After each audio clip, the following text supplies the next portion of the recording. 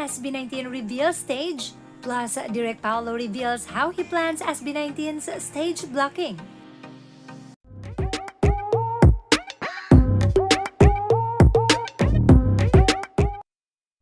First of all, here's our boys sharing a glimpse of the concert finale stage.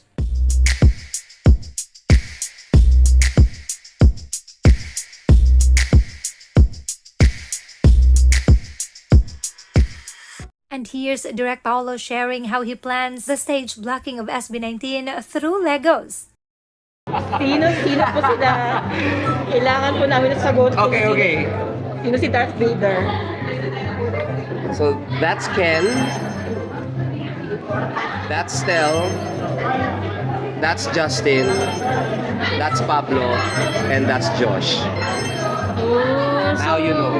Sabi nila, ba't daw ito si Pablo? Actually, internally, yung prod namin, they were saying, ba't yan si Pablo? Eh, di ba ganun nga yung album art na before na may parang Venom face siya? So, ayun. So now you guys know. To be honest, those are my daughter's Legos eh. Ganun kasi yung stage na we have a well, you're gonna see it maybe after this weekend once the show's done. But we built a scale model ng stage na scaled to Lego. So pag tinayo mo yung Lego doon, it's the actual, ganun yung size ng tao, ganun yung size nila in the stage. And the stage is, kung ganyan Lego siya, it's from here all the way to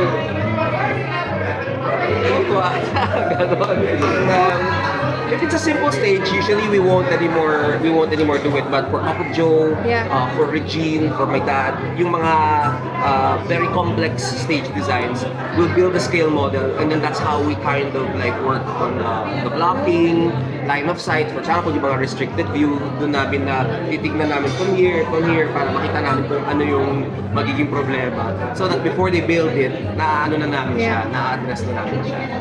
Start pala muna siya sa Itong Lego pieces, I just grab Lego, titignan namin yung 5. Okay, this is Josh, this is Ken, this is Pablo, this is ano. So, yun. Now you guys know.